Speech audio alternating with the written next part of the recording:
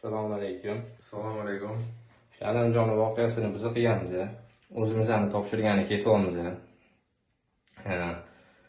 Mana shu o'lim gudida o'tib bo'lgan o'limlar bo'layotganligi uchun biz o'zimizdan topshirgani ketyapmiz. Agar bizga nimadir qiladigan bo'lsa, faqat shu odamlardan, ichki ishlar xodimlaridan ko'rasizlar. O'sha odamlar bir-birini sof-sof ketyapmiz, sof-sog'lom. Biz hozir chiqib o'zimizdan topshiramiz. Salomatmiz. Sog' bo'ling.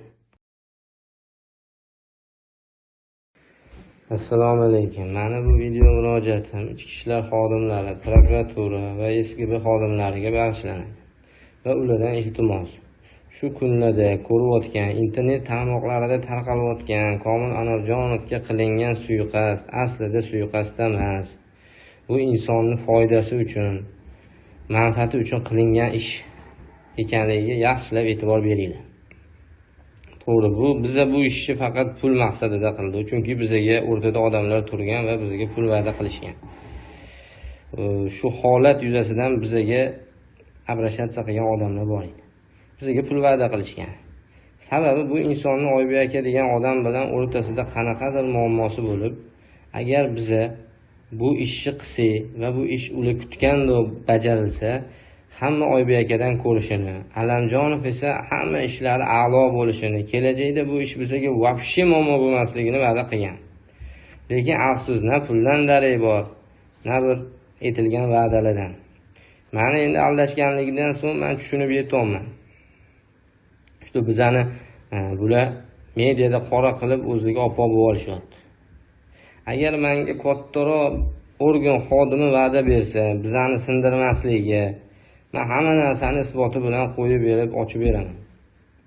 Masalan, bizga bu odamni yashash lokatsiyasi xatdan kelib qoldi. Bu odamni bizga bo'shash vaqti, o'sha vaqtda poyezd o'tadigan joyga qanday kelib qolishi, keyin bu odam bu qurol yarog'larni o'zligi tashab ketganligi, o'sha poyezd yo'lagiga, uni uyiga yaqin bo'lgan joyga.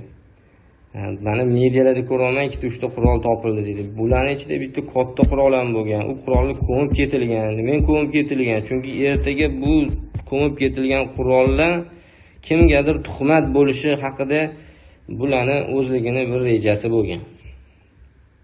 Endi men tushundim, bu narsa noto'g'ri. Biza Oybek aka degan odamga umuman tuhmat qilish niyatimiz yo'q. Chunki bizani bular pulga yamaldadi, va'dasiga yamaldadi. Hozir hammaning yonida biz jertva bo'lib ketyapmiz. U odam oppoq farishta bo'lib qolyapti. Muammo bo'lib qolsa hal qilishligi kerak edi. Biz kupa kunduzi jinoyatchi bo'lib qolyapmiz. To'g'ri, men xato qildim. Meni yonimdagi odam xato qildi. Biz bu ishlarni pulni olish maqsadida qildik. Lekin bu suiqasd emas. Odamni o'ldirish uchun suiqasd qilib, jaddu-jahd bilan qilingan ish emas. Bu odam bitta odamning pozitsiyasini kuchli bo'lish uchun qilingan ish edi. PR edi bu, PR. Qaranglar, odam o'ldirmoqchi bo'lgan inson o'zi kuzovga otmaydi-ku. Oynasiga otadi yoki to'g'ridan to'g'ri o'sha haydovchiga otadi yoki odamning o'ziga otadi. Kim men eshitayotgan bo'lsa to'g'ri qabul qilinglar. Bizani faqat qoraga chiqarib qo'ymanglar. Bu odam o'ldirish uchun qilinmagan suiqasd emasligi shunday ko'rinib turibdi-ku.